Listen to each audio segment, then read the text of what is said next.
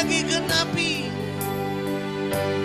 Genapi seluruh rencanamu sampai bumi penuh kemuliaan, sampai bumi penuh kemuliaan-Mu.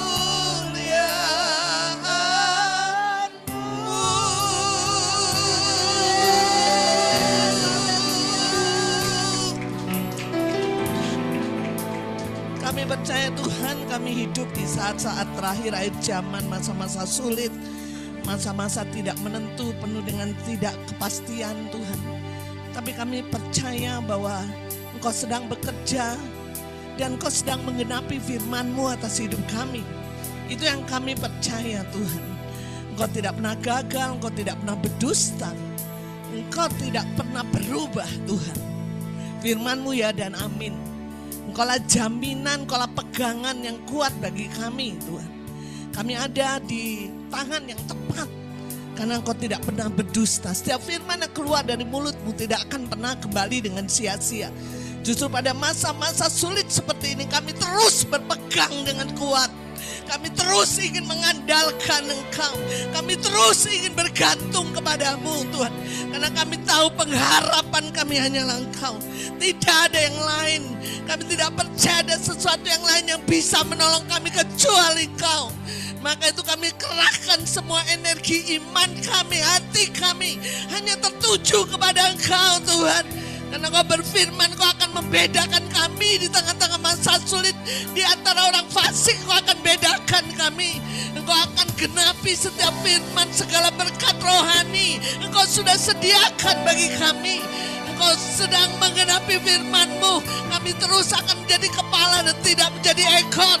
Oh, Kau akan terus menggenapi firman-Mu bahwa kuk yang Kau pasang dalam hidup kami itu enak dan ringan.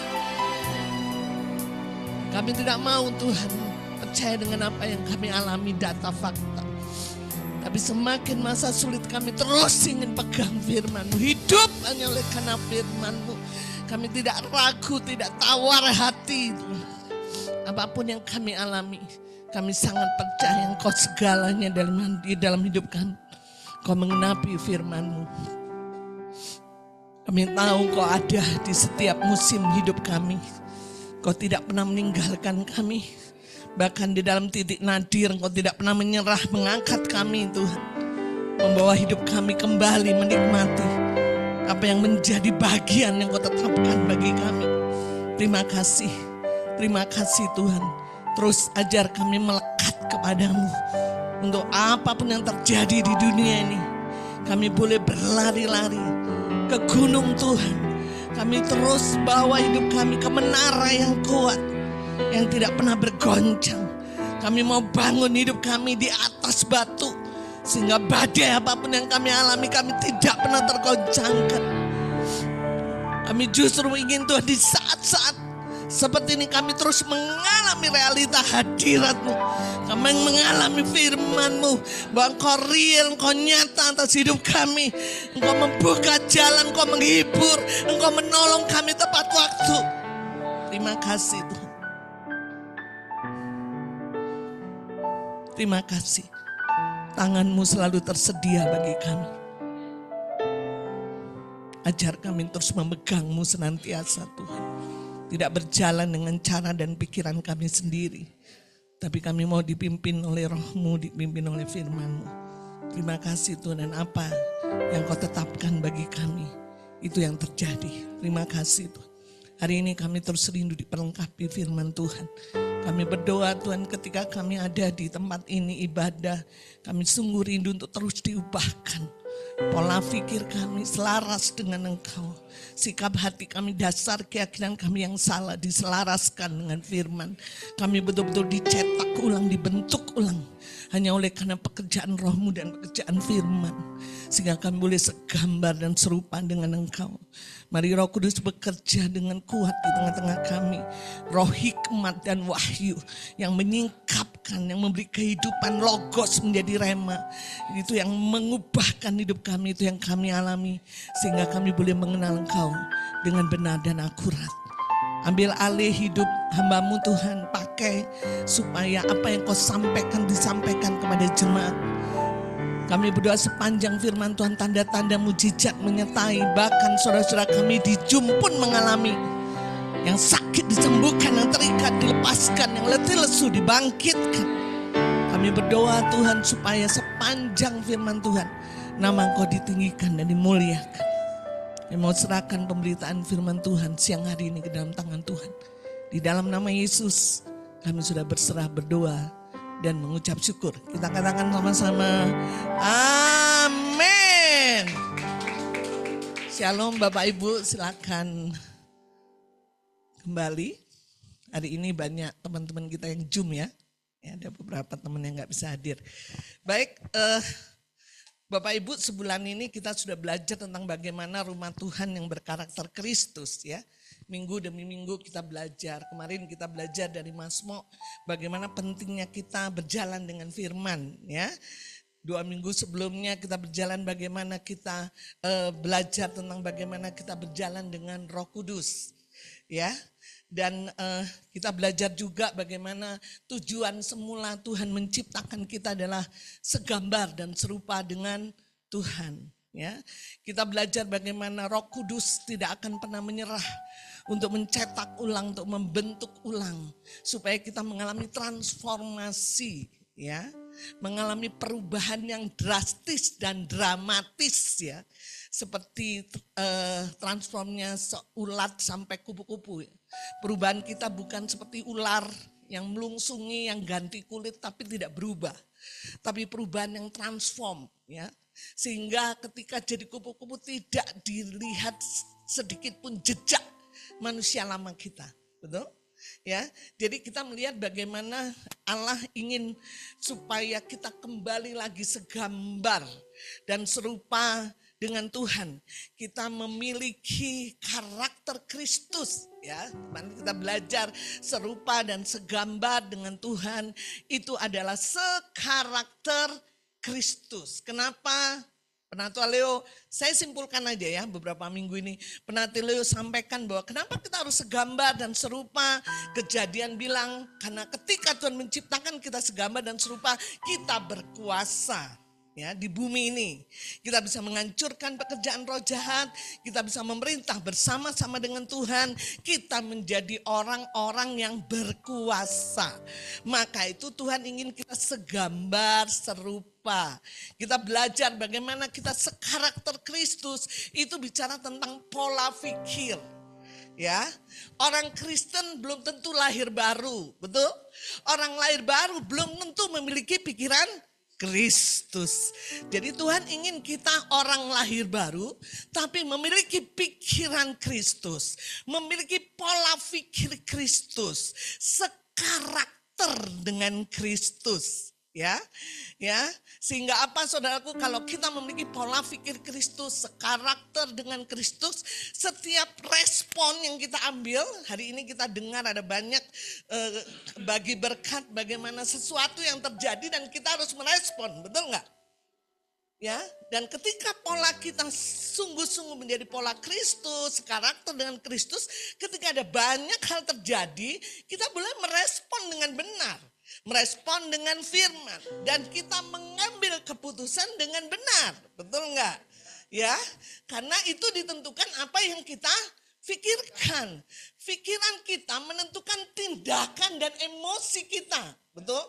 Pikiran kita sangat mempengaruhi tindakan dan emosi kita, respon kita, pengambilan keputusan kita. Nah, kalau hidup kita, pola pikir kita tidak betul diubahkan dengan pola pikir Kristus, ketika kita menghadapi masa-masa sulit, hal-hal yang negatif, fakta dan data yang gelap, saudara akan merespon dengan salah, betul nggak? Mengambil keputusan dengan salah, apalagi hari-hari ini, saudara. Saya baca sebuah berita, ada salah satu kota, saudaraku, dia itu penganggurannya, tingkat pengangguran naik 5.000%, Bang. Karena PHK. Ya itu kan ada kota ini. Saya bukan nakut-nakuti saudara. Ini memang firman Tuhan sudah ngomong, begitu loh. Kita nggak hidup dari dunia kok, betul nggak? Kita bukan berasal dari dunia. Saya sedang tidak takuti saudara, tapi saya rindu saudara fokus apa yang saya harus lakukan, begitu kan? Amin. Ini kan pengambilan keputusan, betul nggak? Saudara, hidup kita ini pengambilan keputusan, saya bilang. Pagi-pagi saudara harus putuskan, saya mau hidup ilahi atau hidup secara dunia, betul nggak? Karena pada waktu saudara menjadi ciptaan baru, saudara diberikan jenis kehidupan yang ilahi, betul. Tapi kehendak bebas saudara bisa memutuskan saudara hidup dengan kehidupan dunia, betul nggak? Apa yang Tuhan sediakan saudara buang bisa. Tuhan tidak pernah memaksa, betul nggak? Tapi percayalah, semakin sulit dunia ini, saudara dan saya harus memilih dan memutuskan untuk hidup secara ilahi. Gak bisa kita, betul nggak saudara? Kita punya banyak keterbatasan, betul nggak? Saudara, saya nggak bisa, misalnya saudara di PHK, saya kasih uang, saya kasih modal, saya nggak punya, betul nggak? Saudara terbatas, saya terbatas. Bahkan orang konglomerat sekarang semua bilang terbatas, orang menengah turun jadi miskin. Semua lini, semua aspek kehidupan sekarang sedang titik terendah. Tahun 2025 nanti itu justru kegelapan di bangsa-bangsa. Semua global mengalami kesulitan yang dahsyat. Saya mau persiapkan ini buat saudara, betul? Bank gak bisa tutup, berapa bank yang ditutup, betul gak? Bahkan bank-bank asing sudah hengkang dari Indonesia, saudara. Jadi saudara, ini gak main-main. Saya selalu agak keras, saudara. Karena menyangkut begini loh. Saudara, kalau orang dunia kasihan, dia gak punya solusi, betul gak? Saudara punya solusi, betul gak? Apa yang gak dikasih sama saudara? Janji, Roh Kudus, semuanya kita udah pelajari. Kalau sampai kehendak bebas saudara masih memilih kehidupan dunia, ambis saudara. Betul gak? Justru saat seperti ini Tuhan izinkan aku berbeda dengan yang lain, betul kan? Karena aku memiliki jenis kehidupan yang berbeda. Supaya orang boleh melihat jenis kehidupan saya yang saya hidupi, betul gak saudara?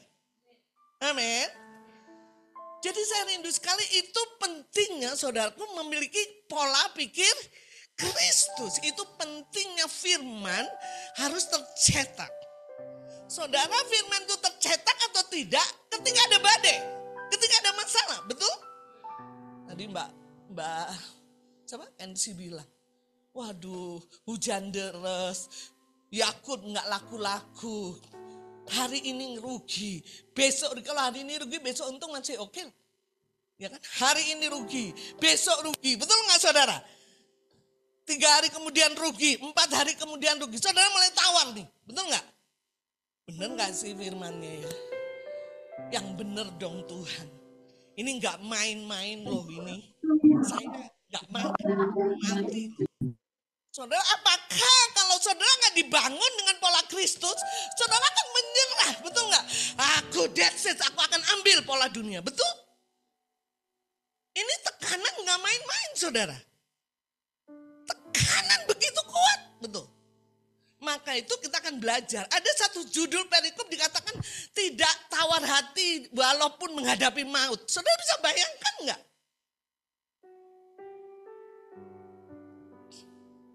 Nah, saya rindu. Makanya selama 1 bulan ini kita belajar itu supaya mempersiapkan kita, amin. Ya, supaya dalam masa-masa sulit seperti ini, saudara. Ketika kita tidak punya lagi daya untuk bisa menolong satu dengan yang lain, betul? Kita tetap percaya bahwa Tuhan penolongku yang sungguh. Saya tetap percaya bahwa firman-Nya tidak pernah gagal. Saya tidak pernah tawar. Dia tidak pernah berdusta, betul? Saudara, bukan imannya decline, turun, tapi iman saudara takarannya semakin besar. Amin. Biasanya ada masalah yang begitu besar, imannya jadi turun, betul nggak? Tapi kita harus mengambil satu posisi, semakin banyak tekanan dalam hidup saya harus menaikkan takaran iman saya. Betul nggak saudara? Itu yang harus kita lakukan, betul nggak? Karena dengan demikian saudara akan mengalami terobosan, mujizat. Amin. Dan saudara akan menjadi orang-orang yang berbeda. Itu cara kerja Tuhan, itu pola Tuhan saudara. Jadi jangan fokus kepada masalah. Jangan fokus kepada apa yang menjadi kesulitan. Tapi fokus bagaimana saya menaikkan takaran iman saya. Betul nggak? Kenapapun masalah saudara, untuk mengakses berkatmu dari surga turun ke bumi, kau hanya perlu iman. Betul nggak? Kalau engkau nggak pastikan bisa punya iman, bagaimana mungkin solusi itu terjadi? Tapi seringkali iblis mendistrak kita, betul? Mengalihkan kita untuk fokus kepada masalah yang besar. Nah, hari ini saudaraku, Tuhan ingin ya, hari terakhir, minggu terakhir dari topik rumah Tuhan yang berkarakter Kristus, Tuhan ingin ada satu tujuan. Kita lihat 2 Korintus 2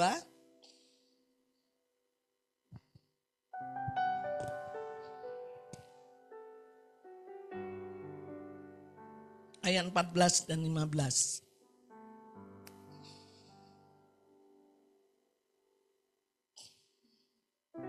Kita baca sama-sama ya. 2 Korintus 2 ayat 14 dan 15. 1, 2, 3. Tetapi syukur bagi Allah yang dalam Kristus selalu membawa kami di jalan kemenangannya. Dengan perantaraan kami, Ia menyebarkan keharuman, pengenalan akan Dia di mana-mana. Ayat 15, sebab bagi kala kami adalah bau yang harum dari Kristus di tengah-tengah mereka yang diselamatkan dan di antara mereka yang... Saudaraku, firman ini berkata bahwa, ayat 14 ya, diulang lagi. Tetapi syukur bagi Allah dalam Kristus. Dalam siapa saudara? Dalam siapa? Kenapa tidak dalam Yesus? Yes. Karena Yesus adalah orang dari Nazaret. Belum melakukan apa-apa, betul?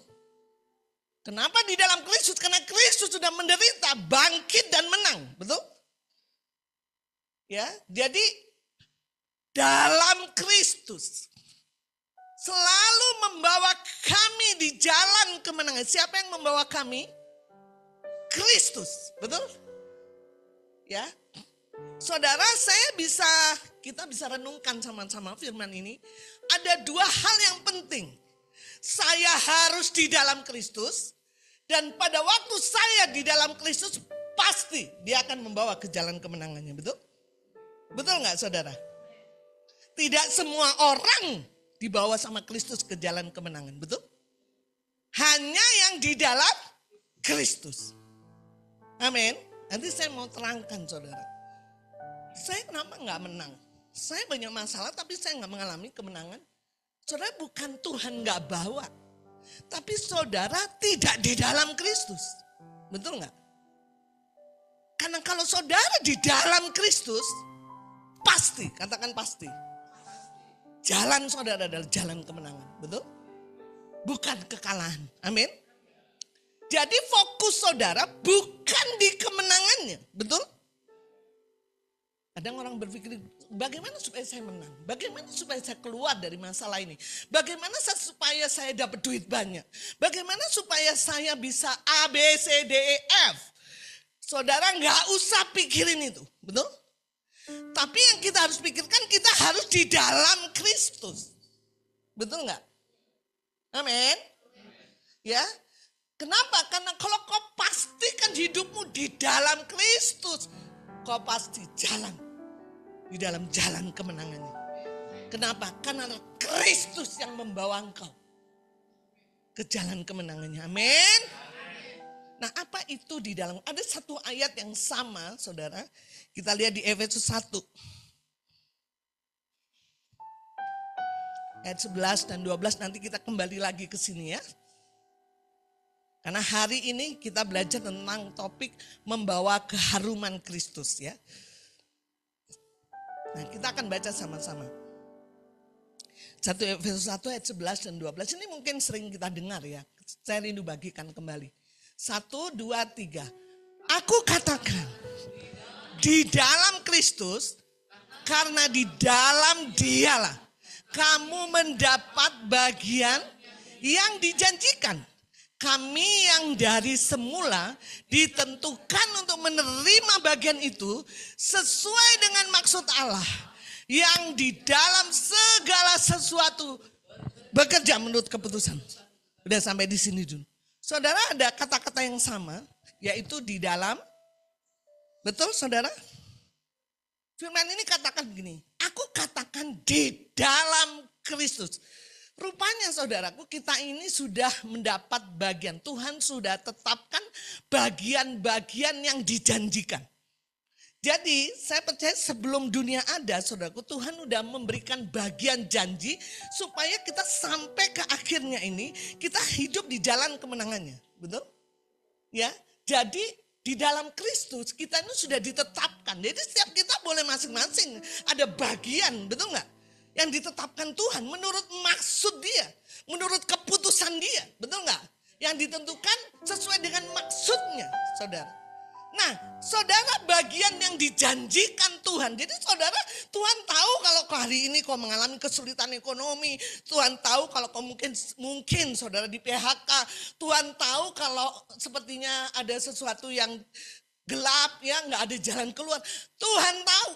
Tapi Tuhan sebagai Bapa pencipta yang baik dalam hidupmu, Dia sudah memberikan bagian janji yang ditetapkan supaya engkau bisa handle itu semua. Betul nggak? Amin. Tapi kok bisa alami itu kalau di dalam, betul nggak saudara? Karena dikatakan aku katakan, sampai ada tanda kutip, betul? Berarti penting, betul? Sama seperti tadi, dalam Kristus aku membawa engkau ke jalan kemenanganku, kata Tuhan. Jadi di dalam Kristus itu penting, saudara. Jangan fokus kepada bagian yang janji itu. Karena selama engkau tidak di dalam Kristus, kau tidak akan pernah mengalami bagian dan janji. Kenapa? Saya seringkali melihat anak Tuhan lebih fokus ke situ. Lebih fokus ke berkatnya. Betul? Lebih fokus ke kemenangannya. Lebih fokus ke bagian yang dijanjikan. Dia nggak fokus di dalam Kristus. Ya, apa yang dimaksud di dalam Kristus? Saudara nggak perlu buka. Tuhan katakan, aku di dalam kamu dan firmanku tinggal di dalam kamu. Namanya di dalam Kristus. Pikirannya Kristus, sikap hatinya semua Kristus, betul nggak?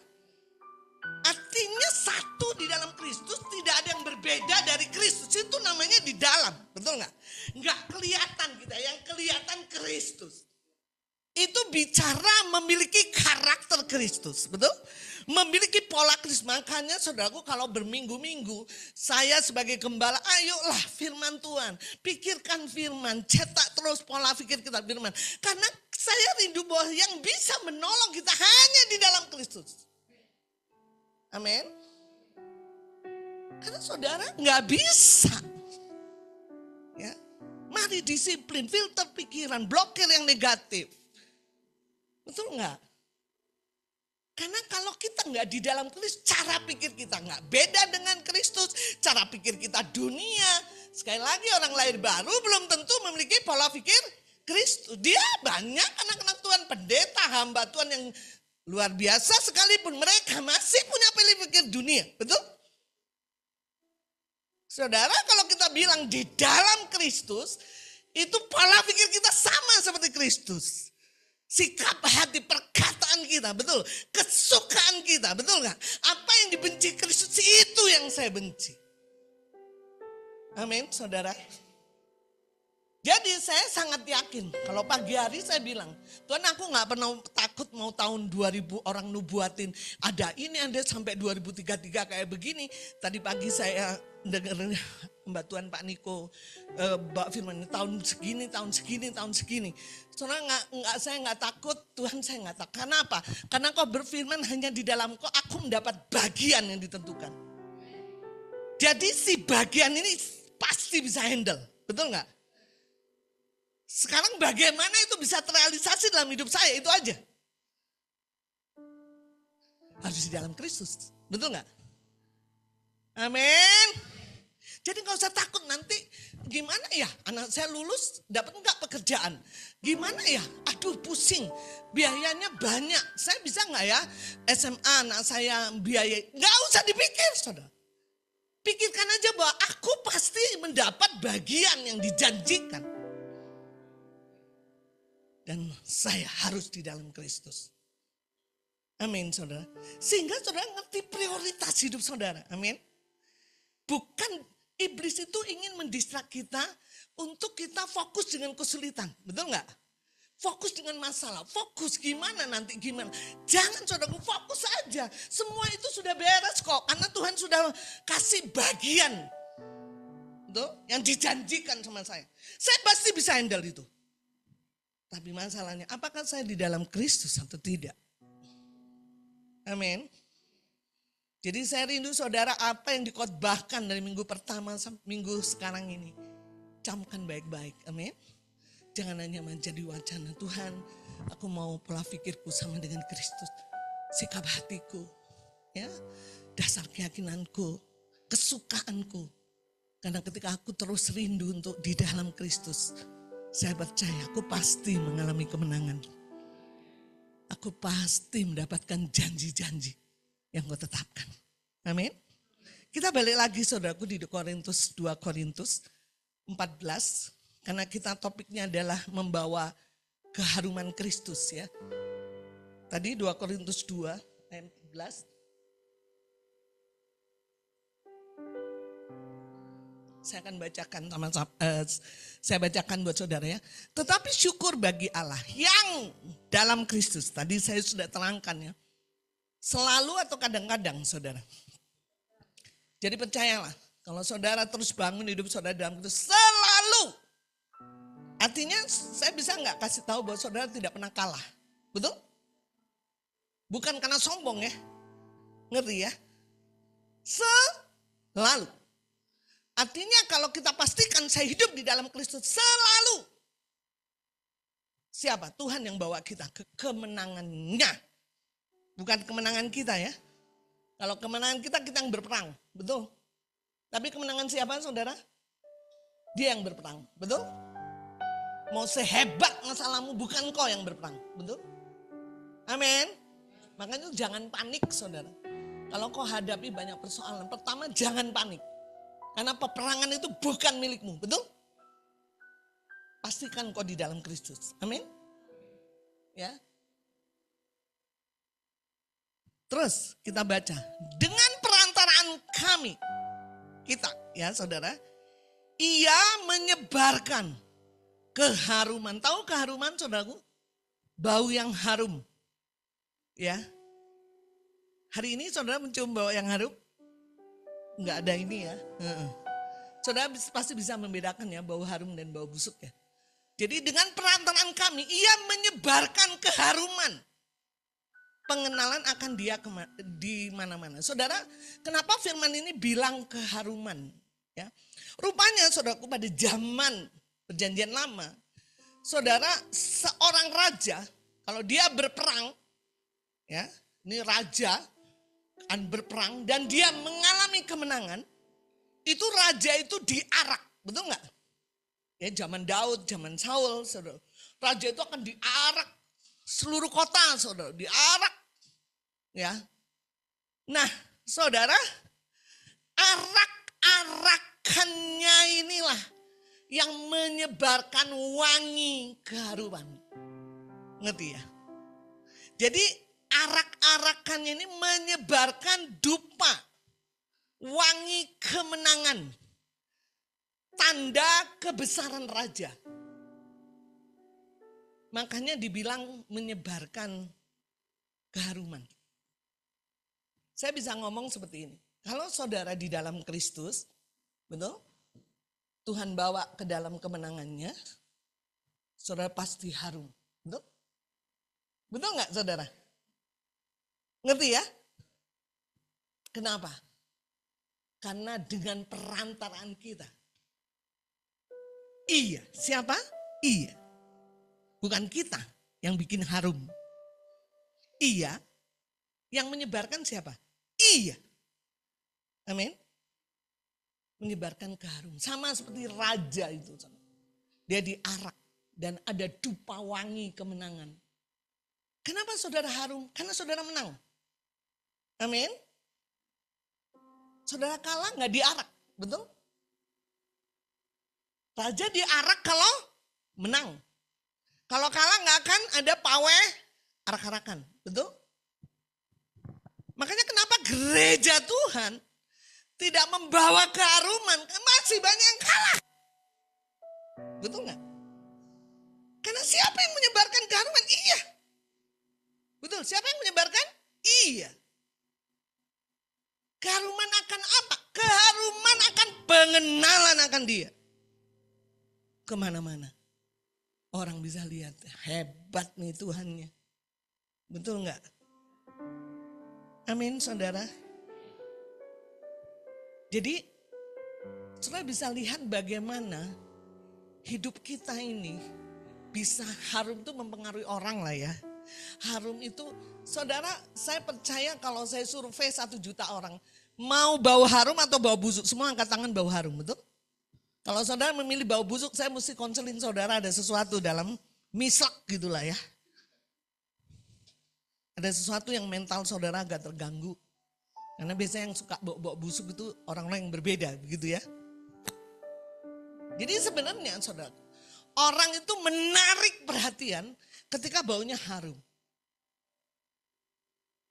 Bahkan saudaraku artis-artis terkenal, dia itu bisa membeli parfum yang bicara ratusan juta. Hanya dia ingin menampilkan keharuman yang berbeda. Betul gak? Begitu lewat saja orang bisa dalam jangka semeter bisa dengar, ih harum banget nih orangnya. Tapi gak norak gitu ya. Kenapa sih Tuhan ingin menyebarkan keharuman? Karena supaya orang attract-nya, perhatiannya kepada Tuhan. Betul gak? Lewat siapa? Lewat saudara. Amin. Tapi saudara harus mengalami kemenangan.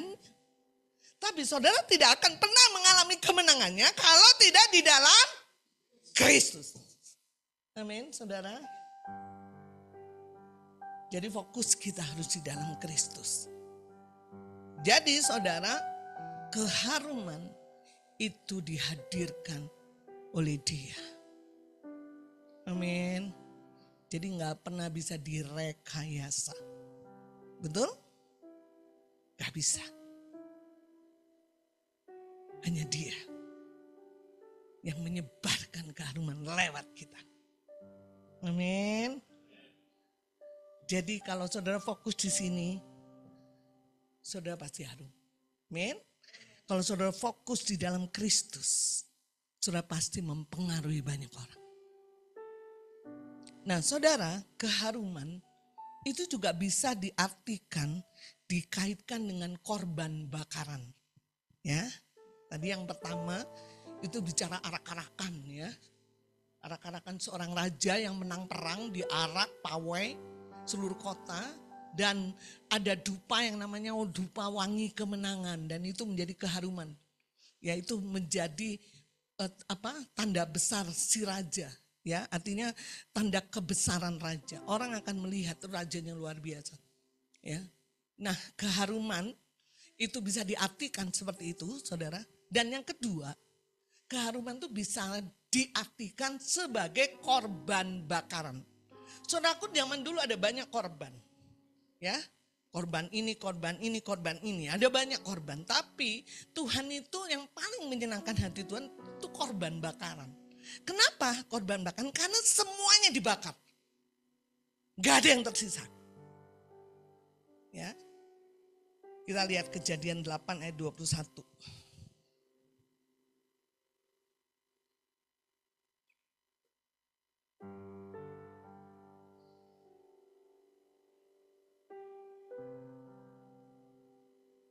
Kita baca sama-sama ya. Kejadian 8 ayat 21. 1, 2, 3. Ketika Tuhan mencium persembahan yang harum itu, berfirmanlah Tuhan dalam hatinya, aku takkan mengutuk bumi ini lagi karena manusia. Sekalipun yang ditimbulkan hatinya adalah jahat dari sejak kecilnya. Aku takkan membinasakan lagi segala yang hidup seperti yang telah. Saudara, ketika Tuhan mencium bau harum, betul? Mengubah keputusan dia. Betul nggak? Aku takkan mengutuk bumi lagi. Ada perkenanan. Ada favor. Betul? Bahasa Inggrisnya itu, saudara. Ada kedaulatan. Kenapa? Karena Tuhan mencium bau harum. Amin. Amin, saudara. Ini dari dua sisi arti ya, saudara. Sekarang kita nggak mungkin lagi, saudaraku, bawa korban bakaran, domba yang ini dan enggak. Sudah cukup lah Yesus, betul nggak? Apa yang dimaksud? Ketika setiap hari ada kematian daging dalam hidupmu. Ngerti nggak ya? Amin. Ketika tiap hari kau memberikan hidupmu di mezbah, Tuhan sembelih. Kemarin saya sudah sampaikan harus dicabut dan segala macam, betul nggak? Kita ini masih banyak hal-hal yang harus dirombak, betul? Dan kalau setiap hari kau katakan, Tuhan hari ini aku mau berikan hidupku sebagai korban. Dan kau mati daging. Misal ketika kau disakiti, kau diludahi, kau difitnah. Kau berkata, Tuhan aku ampuni mereka. Ngerti? Saudara sedang dibakar, betul? Dan Tuhan mencium bau harum. Amin. Ketika dia mencium bau harum, perkenanan Tuhan akan terjadi atas hidupmu. Amin. Kenapa orang tidak mengalami kemenangan, tidak mengalami favor, tidak mengalami kedaulatan? Karena nggak pernah mati daging. Betul? Kematian daging tidak menjadi prioritas atas hidupnya. Karena harus ada korban, baru Tuhan mencium bau harum, betul? Kita lihat di imamat, saudara. Imamat ya. Tan. Oke, saya nggak tulis ya. Ada beberapa lagi di imamat, tapi saya nggak. Oh, imamat 3 ayat 5. Imamat 3 ayat 5.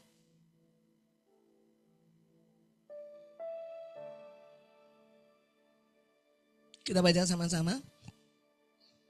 Anak-anak Harun harus membakarnya di atas mezbah, yakni di atas korban bakaran yang sedang dibakar di atas api sebagai korban api-apian yang baunya menyenangkan bagi Tuhan. Orang seringkali nggak fokus tentang kematian daging, saudara. Aduh sakit. Aduh. Karena kita bicara pembentukan karakter, bicara sakit hati. Tentu kemarin saya sudah sampaikan. Kematian daging bicara tentang sakit kan. Di atas api, dibakar. Saya bilang sama salah seorang dulu anak rohani saya ya. Saya bilang satu ketika dia tidak diangkat lagi di satu jabatan di pelayanan. Mulailah dia uring-uringan, seharusnya saya dong mbak yang layak. Dia begini, begono, begini. Semua orang juga tahu saya. Saya gak peduli dengan jabatan, saya bilang sama dia. Ini waktunya kamu mati daging. Waktunya kamu berikan korban bakaran. Kenapa seperti itu? Kata dia. Karena orang berpikir kesuksesan. Orang itu kejar kesuksesan. Banyak pikiran, metode, apapun. Ya cara-cara untuk mengejar kesuksesan, saudara. Supaya dia duduk di satu tempat dan segala macam. Tapi mengejar kesuksesan menurut Tuhan berbeda. Betul? Justru di dalam Tuhan mengejar kesuksesan adalah kematian daging.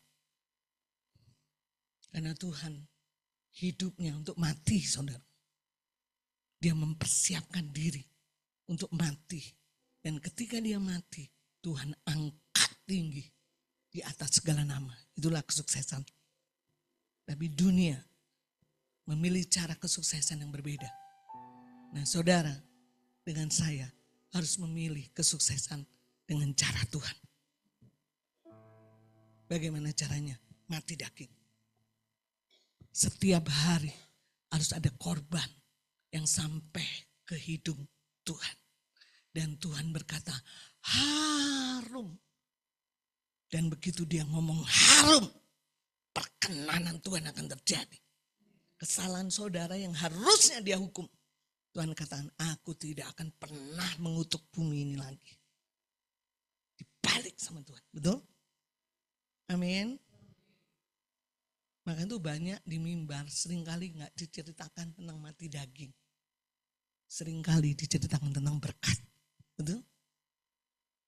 Bisa mau kasih tahu. Bukan berarti kita gak boleh dapat berkat. Pasti dapat berkat. Betul gak?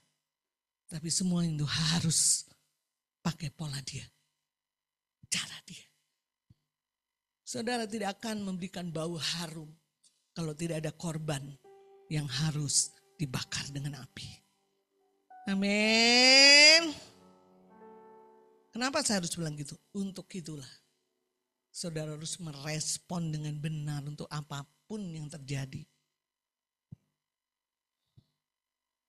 Saya waktu retreat di Malang, saudara, dilawat Tuhan semuanya. Pemimpin di Malang, istrinya, saudara, dia bilang begini, dari semua yang saya dapat, saya hanya satu yang merema dalam hidup saya. Saya harus mati daging setiap hari. Dan dia praktekkan, saudara, tiap hari. Dia siapkan, kalau hari ini ada orang yang menyakiti saya harus mati daging. Kalau hari ini saya mengalami kerugian, saya mati daging. Tuhan Yesus mempersiapkan hidupnya untuk mati. Betul? Mati daging. Tapi ada banyak anak Tuhan tidak memakai cara Tuhan. Sehingga tidak ada keharuman di mana-mana. Betul? Amin, saudara. Saya rindu saudara. Supaya kita betul-betul tercium bau harum dalam hidung Tuhan. Dan Tuhan katakan, perkenananku terjadi. Setiap kematian daging selalu mendatangkan kemuliaan. Saudara setuju dengan saya? Tidak ada kemuliaan tanpa kematian, betul? Amin. Maka itu sukalah mati daging, amin. Ya. Jadi kalau Tuhan izinkan segala sesuatu untuk supaya kau mati daging, puji Tuhan. Aku sedang mempersembahkan korban bakaran di atas api. Betul? Dan Tuhan menciumnya. Sebentar lagi perkenanan Tuhan akan terjadi atas hidupku. Kemuliaan Tuhan pasti terjadi. Amin. Saudara memiliki pola pandang yang berbeda ketika kau disakiti. Betul? Ketika kau dilukai.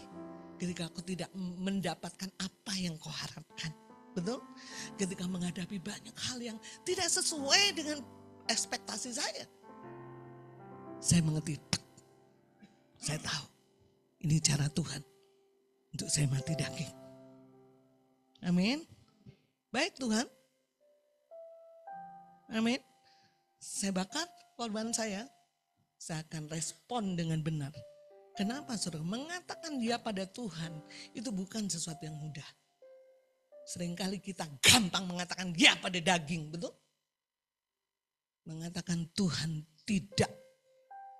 Itu bukan sesuatu, mengatakan daging tidak.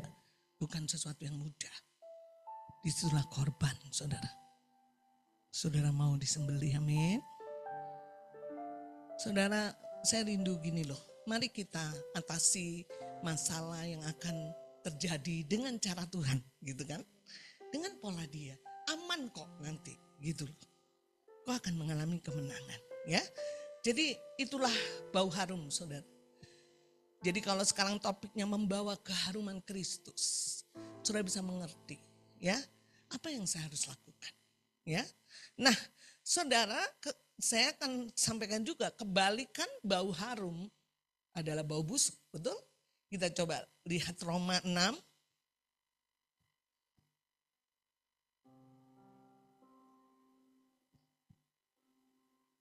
ayat 11 sampai 13. Saya akan bacakan kepada saudara, untuk saudara. Roma 6 ayat 11. Demikian hendaknya kamu memandangnya bahwa kamu telah mati bagi dosa, tetapi kamu hidup bagi Allah di dalam Kristus Yesus. Saudara, sampai di sini dulu, nanti kita akan balik. Saudara, dosa menyebabkan bau busuk. Saudara setuju dengan saya? Betul? Saudara setuju? Dosa yang membuat bau busuk dalam hidup kita. Karena itu bukan milik kita. Betul? Yes? Itu bukan di dalam Kristus. Betul? Amin? Nah, Tuhan minta saudara dan saya memiliki sudut pandang bahwa kita sudah mati bagi dosa. Betul nggak? Telah mati bagi dosa. Bahwa saya harus memandang bahwa Yus ini udah mati bagi dosa. Jadi kalau saudara nggak usah dibuka ya, di terjemahan yang lain, saudaraku, di Roma, di firman Allah yang hidup, nggak usah dibuka, saudara ya. Itu dikatakan, jadi anggaplah tabiat saudara yang lama, sin habit. Ya, kalau sin nature sudah sudah ditebus kita ya. Tabiat kita yang lama, yang masih sering mempengaruhi kita harus memandangnya itu sudah mati, ya kan? Jadi anggaplah tabiat saudara yang lama sudah mati, katanya di firman Allah yang hidup ya, Roma 6 ayat 11. Dan tidak lagi dibawa pengaruh dosa. Yang normalnya sudut pandang kita harus mikir kayak gitu. Ngerti ya? Supaya tabiat lama saya, karena tabiat lama saya, sin habit ini saudaraku, yang masih dipakai iblis untuk kita berdosa. Jadi jangan punya pikiran seperti ini saudara. Ya namanya manusia, saya nggak bisa keluar dari ikatan ini. Walaupun saya anak Tuhan, tapi kebiasaan-kebiasaan buruk saya, kebiasaan lama saya nggak bisa. Saya sudah usahakan nggak bisa. Saudara kalau sudut pandang saudara seperti itu, saudara akan terus dipengaruhi dosa. Betul? Saudara akan bau busuk dan saudara tidak akan pernah di dalam Kristus. Betul? Ngerti ya? Jadi sudut pandang saudara bahwa tabiat lama saya sudah mati. Dan tidak lagi dipengaruhi oleh dosa. Jadi jangan pernah berpikir, ya saya step by step lah. Ya saya nggak sebutlah tabiat lama saudara apa ya. Ya saya nggak bisa, saudara kalau saudara berpikir terus seperti itu, ya saudara dikuasai dosa. Saudara nggak pernah bisa hidup bagi Allah dalam Kristus. Makanya Paulus bilang demikianlah hendaknya kamu memandang. Demikianlah kamu memiliki sudut pandang, perspektif, paradigma bahwa tabiat lamamu sudah mati. Tidak lagi dipengaruhi oleh dosa. Sehingga ketika iblis ngasih tahu, ayo kamu minum-minum lagi aja. Ayo happy-happy aja kayak dulu. Hei tabiat lama, kau sudah mati. Amin. Jangan berpikir, ya namanya juga manusia. Sekali-sekali tergoda. Ya, nggak enak kan sama teman-teman. Kalau saudara sudut pandangnya begitu, saudara terus mengalami bau busuk. Betul nggak? Karena masih ada dosa yang mempengaruhi hidupmu. Karena itu yang membuat bau busuk. Jadi sudut pandang kita harus diubah. Paradigma. Aku harus memandang bahwa tabiat lama saya sudah mati. Amin. Ya, aku harus memandang dan tidak di bawah pengaruh dosa lagi. Amin. Kalau kita mengambil keputusan itu, saudara akan mudah untuk hidup di dalam Kristus. Bagi Allah dalam Kristus Yesus, gitu loh. Ya. Gimana sih caranya begitu? Pasti bisa, pasti bisa. Amin. Karena pola pikir kita menentukan tindakan kita, betul nggak? Kalau saudara menganggap sudah mati, saudara nggak akan punya tindakan untuk main-main lagi di situ. Begitu nggak? Kenapa sih banyak orang masih jatuh bangun terhadap dosa? Pertama-tama karena sudut pandangnya nggak berubah. Nah dia berpikir ya namanya juga manusia, gampang lah itu. Wajar lah itu. Kadang-kadang kuat, kadang-kadang lemah. Ya kan? Lanjut, saudara, ayat yang ke-12. Sebab itu hendaklah dosa jangan berkuasa lagi di dalam tubuhmu yang fana.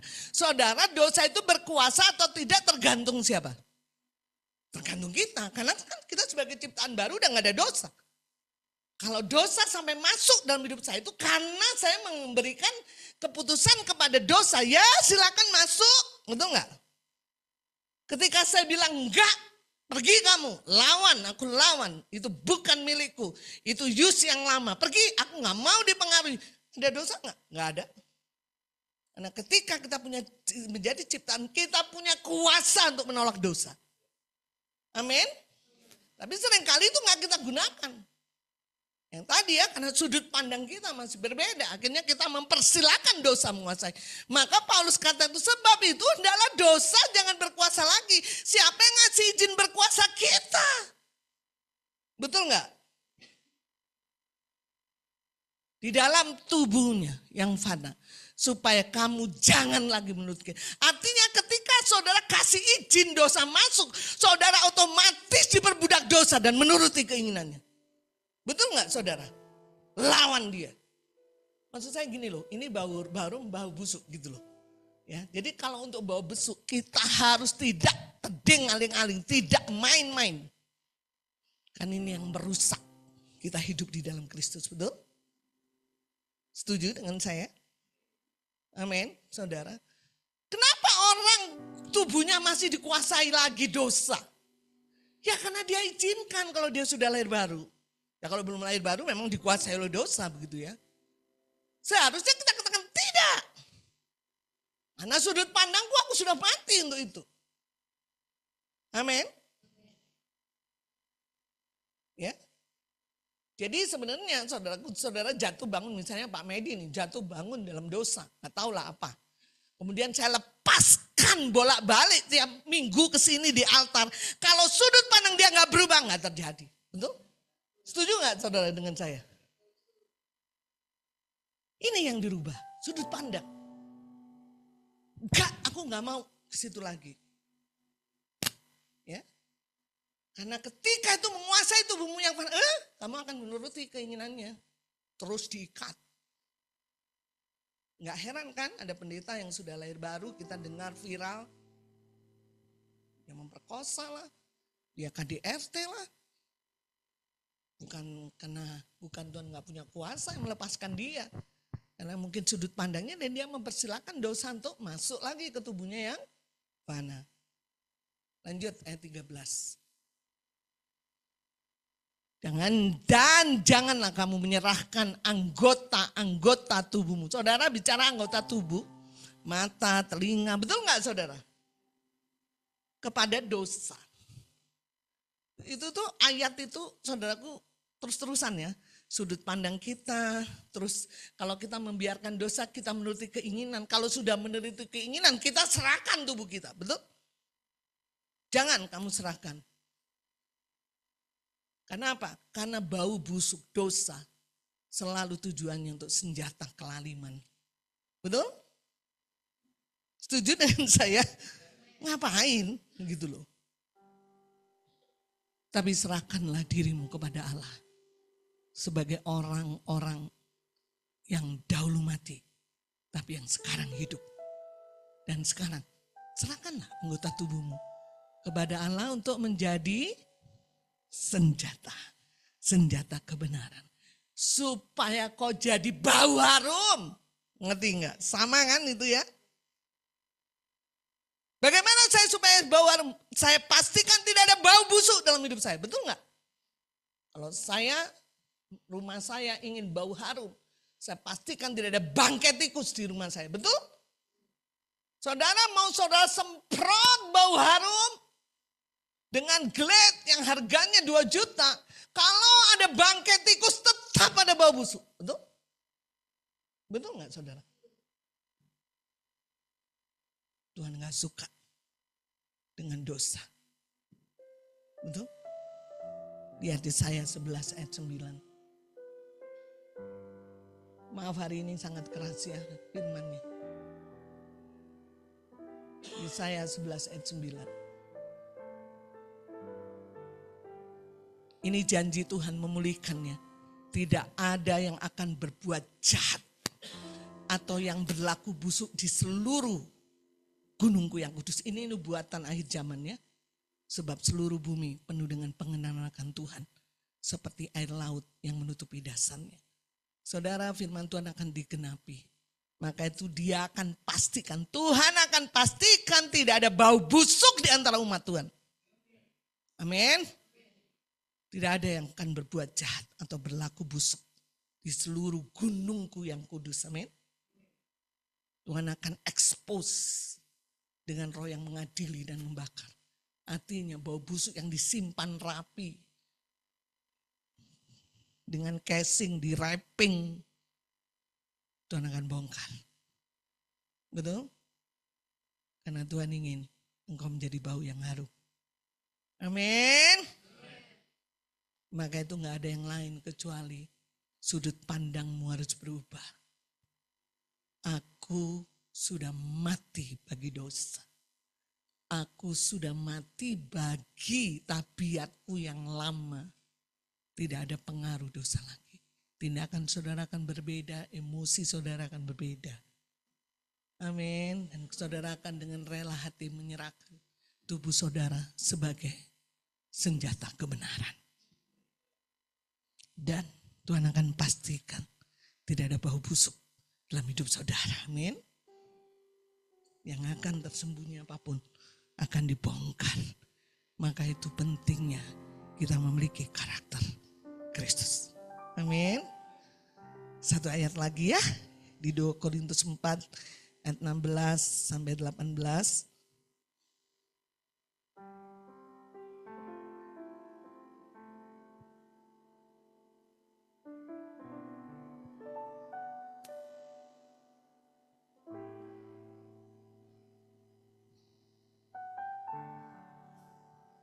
Tadi sudah ya, Roma tadi ya.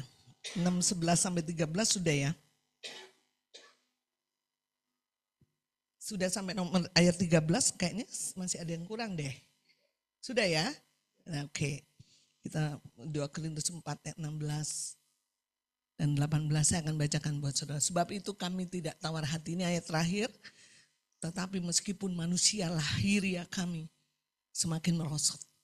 Namun manusia batinnya kami dibaharui dari sehari ke sehari. Ayat 17. Sebab penderitaan ringan yang sekarang. Jangan berkata penderitaanmu berat. Betul? Hati-hati. Karena firman Tuhan katakan sebab penderitaan ringan. Amin. Waduh, Mbak Yus gak ngalami sih. Saya kayaknya paling menderita sedunia. Begini, begono.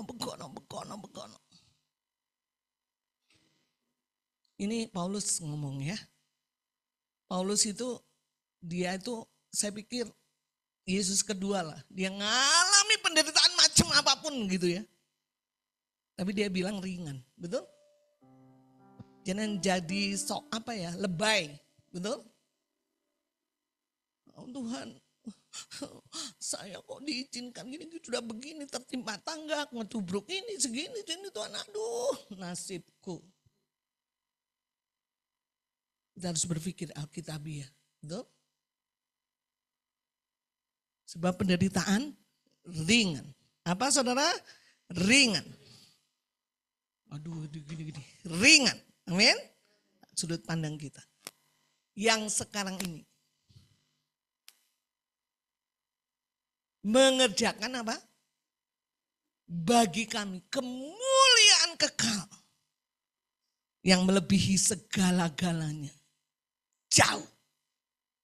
Lebih besar daripada penderitaan kami. Saudara, ayat ini berkata terakhir. Saudara, biarlah kita juga pada saat-saat sulit seperti ini ya. Sesuatu yang tidak pasti dan segala macam tetap menyebarkan bau harum. Amin. Saudara kalau baca itu di atasnya judulnya itu tidak tawar hati pada waktu maut ya. Coba lihat judulnya itu. 2 Korintus 4 ayat 16. Judulnya itu apa? Jangan tawar hati waktu menghadapi maut. Ya, kenapa saudara? Kadang-kadang iblis itu kalau udah menghadapi maut mulai tawar. Tawar itu apa sih saudara? Gak ada rasa, betul gak? Jadi gak percaya sama firman, ragu, lebih parah dari ragu. Ya, ngerti ya? Nah saudara, kita belum sampai maut lah ya. Tapi belajar, Paulus katakan, manusia lahiriah saya bisa semakin merosot memang. Tapi kita rindu supaya manusia batiniah kita ini fokus di dalam Kristus itu ya. Yang dibarui. Amin. Fokusnya ke situ. Sebab ya tadi penderitaan. Saudara kalau korban mati daging itu bicara penderitaan. Betul gak? Penderitaan yang ringan mengerjakan bagi kami. Setiap kematian daging, setiap penderitaan yang kau alami. Saya percaya kalau Tuhan izinkan itu pasti ada sesuatu yang gak akurat dalam hidupmu. Betul? Pasti itu. Ya kan? Kalau ada yang akurat saudara gak mungkin menderita kecuali diuji. Ya. Ada ujian kan? Ada cobaan, ada ujian. Betul gak? Cobaan itu datangnya dari keinginan kita sendiri. Cobaan tuh gak pernah datang dari Tuhan. Jangan bilang saya dicobai oleh Tuhan. Pasti ada yang gak akurat. Betul gak? Mungkin kita gak ngelola uang dengan baik. Dan sekarang gak jaga tubuh kita dengan baik. Akhirnya sakit. Betul gak? Tapi kalau ujian beda. Ujian itu kita mesti anak SD naik kelas harus pakai ujian. Tuhan mau pastikan saudara tercetak firman ada ujian, betul nggak?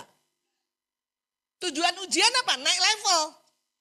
Kalau tujuan pencobaan, saudara bertobat dari ketidakakuratan saudara, betul? Beda, betul nggak? Sama-sama dua ada penderitaan, betul nggak? Ya, makanya Tuhan suruh muridnya kan? Murid-murid aku mau doa, kamu pergi ya ke sana.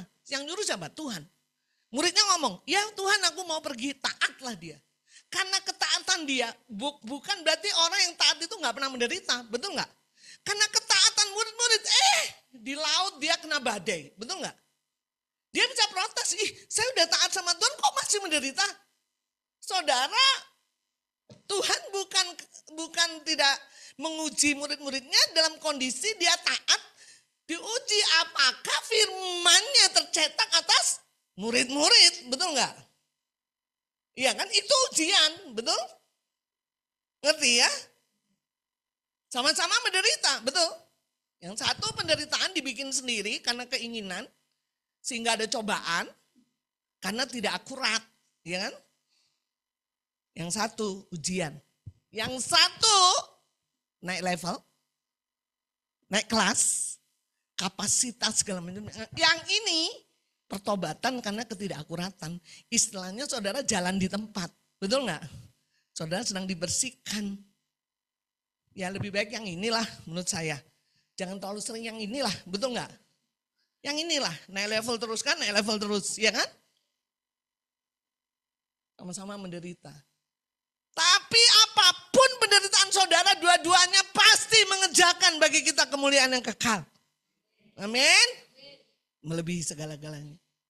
Jauh lebih besar daripada penderitaan kita. Artinya, saudara ayat yang selanjutnya, ini benar udah ya. 18, satu lagi. Sebab kami tidak memperhatikan yang kelihatan, melainkan yang tak kelihatan. Karena yang kelihatan adalah sementara, sedangkan yang tak kelihatan adalah kekal. Sebab kami tidak memperhatikan. Saudara melihat dengan memperhatikan beda enggak? Kalau memperhatikan, saya kasih energi waktu saya untuk memperhatikan Pak Medi. Betul nggak? Kalau saya melihat sepintas, saya nggak ngerti Pak Medi punya jerawat atau enggak. Tapi begitu saya perhatikan berjam-jam. Oh, Pak Medi jerawatan ya? Beger ya? Ngerti ya? Kalau saudara mulai memperhatikan yang kelihatan. Dunia makin kacau. PHK di mana-mana. Betul nggak saudara? Waktu saudara habis untuk lihat medsos. Wah, mulai saudara kekhawatiran, ketakutan. Stop. Itu bukan habit saudara. Amin. Bukan kehidupan saudara. Seharusnya kita lebih memperhatikan yang tidak kelihatan. Karena yang kelihatan adalah sementara. Amin. Selama kita terus fokus kepada yang kekal. Dalam keadaan sulit sekalipun, kau tetap menghadirkan bau harum. Karena engkau terus di dalam Kristus. Orang akan lihat, ini beda ya orang seperti ini ya. Saudara tadi ada kata-kata, engkau akan menjadi bau harum bagi orang-orang yang diselamatkan, juga bagi orang-orang yang binasa. Nggak tahu ayatnya tadi di 2 Korintus 14 ayat yang ke-15 ya. Betul, 2 Korintus 2 ayat 4 ayat 15. Mohon maaf satu ayat lagi ya, rada ini. Dan ini penting sekali saudara. Saya lupa tadi menginginkan. 2 Korintus 2 ayat 15. Sebab bagi Allah kami adalah bau yang harum dari Kristus di tengah-tengah mereka yang diselamatkan dan di antara mereka yang binasa. Ini saya baca lagi saudaraku yang terjemahan-terjemahan lain. Saudara, ada terjemahan lain ya, itu saya nggak sebutkan ayatnya. Dia katakan begini, kalau nggak salah di bahasa Indonesia sehari-hari. Dia bilang bahwa kamu akan menjadi harum di tengah-tengah mereka yang sedang diselamatkan. Dan menjadi bau busuk di tengah-tengah orang yang binasa. Ya, kemarin waktu saya kuliah ada yang bertanya, ini maksudnya apa Pak dosen gitu. Saya bersyukur saya mau bawa firman ini dijawab, ya kan. Jadi saudara, kita ini bau harumnya bukan aja kepada saudara-saudara yang diselamatkan, tapi saudara-saudara yang sedang menuju keselamatan. Artinya orang-orang damai. Ya, kita jadi bau harum. Ya. Ayat 16 coba. Sebab bagi Allah kami adalah bau harum dari Kristus di tengah-tengah mereka. Bagi yang terakhir, nah ini berarti bagi yang binasa ya. Yang terakhir tadi kan, coba diselamatkan sama yang binasa kan sebelumnya kan. Sebab bagi Allah kami adalah bau yang harum dari Kristus di tengah-tengah mereka yang diselamatkan dan binasa. Terus ayat 16 dikatakan, bagi yang terakhir yang binasa, kami adalah bau kematian yang mematikan. Dan bagi yang pertama, bau kehidupan yang menghidupkan. Jadi kalau kita punya bau harum saudara, orang-orang yang sedang diselamatkan, orang damai kita, itu akan mengalami bau kehidupan yang menghidupkan dia. Wah dahsyat, betul nggak saudara? Kehidupan kita mempengaruhi ya, memberikan kehidupan. Tapi bagi yang terakhir kita jadi bau kematian. Jadi kalau saya ketemu orang-orang yang radikal, yang tidak suka dengan Tuhan, saya ini bau kematian buat dia. Jadi orang yang sedang menuju kehancuran, kata firman yang lain ya. Jadi yang pertama orang yang sedang menuju keselamatan, menjadi bau yang harum, bau kehidupan yang menghidupkan. Orang-orang damai kita akan melihat kehidupan, tapi ada juga bau kematian bagi orang-orang yang binasa, menuju kehancuran, menuju binasa. Itu orang-orang yang tidak suka dengan Kristus. Dia orang-orang radikal, membenci Kristus. Kita menjadi bau kematian. Enggak apa-apa. Makanya tetapi siapakah yang sanggup menunaikan tugas yang demikian itu Paulus ya. Tapi yang jelas bahwa selama kita di akhir zaman ini dalam keadaan apapun, masalah hidup kita seberat apapun, Kita rindu kita menjadi bau yang harum. Amin. Ya, jangan lupa mati daging setiap hari ya. Bikin korban bakaran pada Tuhan. Supaya Tuhan mencium dan harum bagi dia. Dan biarlah perkenanan Tuhan nyata. Dan kita menjadi bau harum. Jangan lupa kita hidup di dalam Kristus. Pastikan tidak ada bau busuk dalam hidup kita, dosa. Ya, jangan beri tempat dan serahkan hidupmu kepada dosa. Baik, kita bangkit berdiri. Hari ini kita akan ada perjamuan, saya belum terima ya.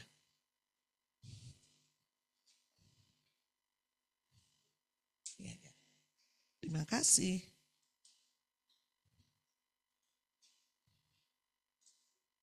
Puji Tuhan.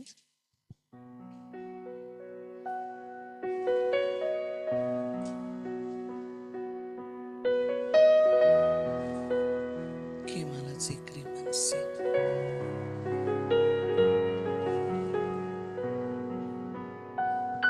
Selidiki aku, lihat hatiku, apakah ku sungguh mengasihimu, Yesus, Kau yang Maha Tahu dan menilai hidupku tak ada yang. Saudara harus punya sikap hati yang terus berkata kepada Tuhan, selidiki aku, selidiki aku. Setiap hari Tuhan selidikilah aku. Apakah ada yang tersembunyi, bau busuk dalam hidupku? Yesus, Kau yang Maha Tahu dan menilai hidupku, tak ada yang tersembunyi. Katakan sekali lagi, selidiki aku. Selidiki aku. Kami mau terbuka dengan Engkau Tuhan.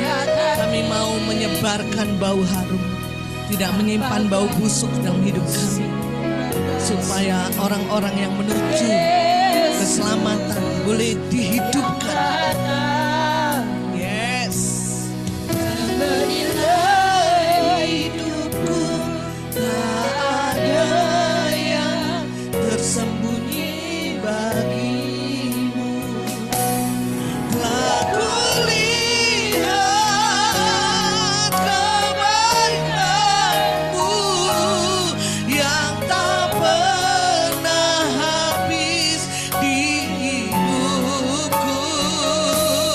Ku berjuang sampai akhirnya Kau dapati aku tetap. Setelah kulihat, telah kulihat kebaikan-Mu yang tak pernah habis di. Oh, beri komitmen kepada Tuhan. Ku berjuang sampai akhirnya Kau dapati aku telah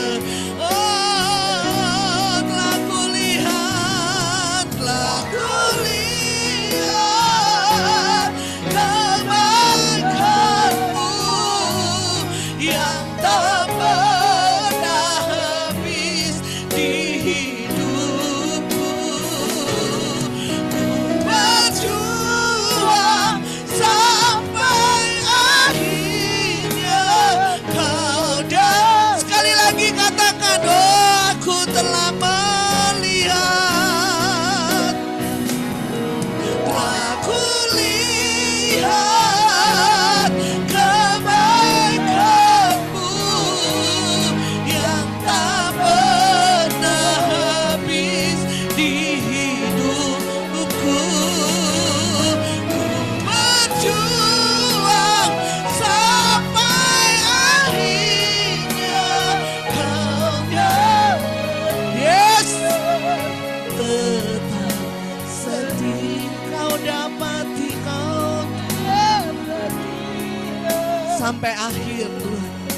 kami terus membawa bau harum. Kau dapati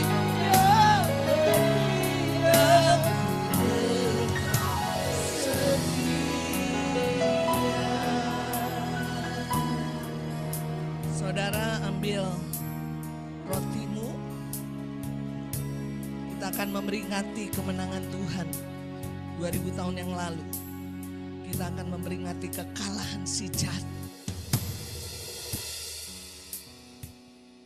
Angkat tinggi-tinggi. Dan ketika mereka sedang makan, Yesus mengambil roti, mengucap berkat, memecah-mecahkannya, lalu memberikannya kepada murid-muridnya dan berkata, ambillah, makanlah, inilah tubuhku. Mari kita makan bersama-sama.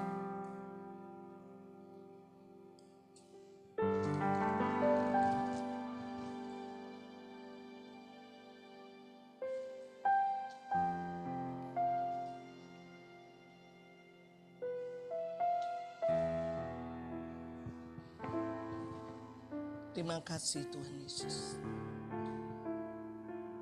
Kau memastikan kami untuk tidak ada bau busuk. Karena kematian dan kebangkitan-Mu sempurna. Membuat kami menang atas setiap dosa. Sehingga hidup kami menjadi bau harum. Terima kasih untuk penderitaan-Mu di kayu salib. Angkat anggur di atas kepala dan firman Tuhan katakan sesudah itu ia mengambil cawan, mengucap syukur lalu memberikannya kepada mereka dan berkata, minumlah kamu semua dari cawan ini, sebab inilah darahku, darah perjanjian yang ditumpahkan bagi banyak orang untuk pengampunan dosa. Mari kita minum sama-sama.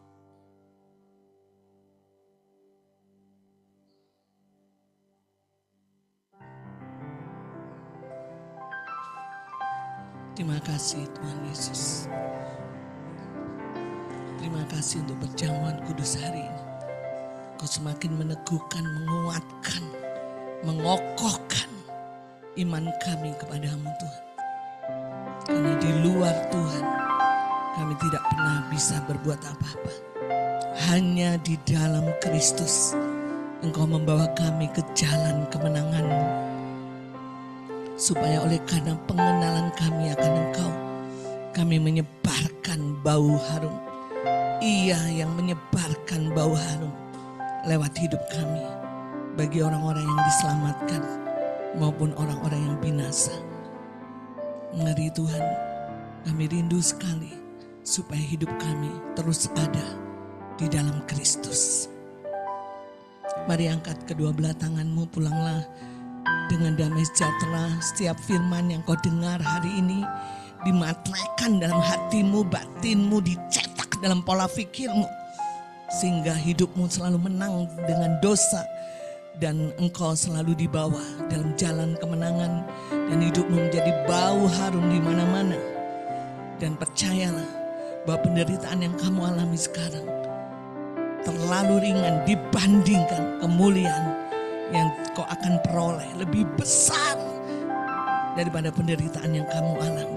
Jangan tawar hati, jangan ragu terhadap firman.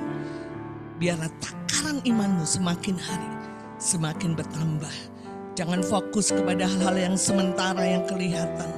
Tapi perhatikan dan fokuslah kepada hal-hal yang tidak kelihatan. Yang kekal, yang membuat hidupmu mengalami kemenangan demi kemenangan. Dan kau dibedakan. Apapun yang terjadi di dunia ini, engkau sanggup mengatasi bersama dengan Tuhan. Kau mengalami kemenangan. Segala kuasa, kasih karunia, hikmat.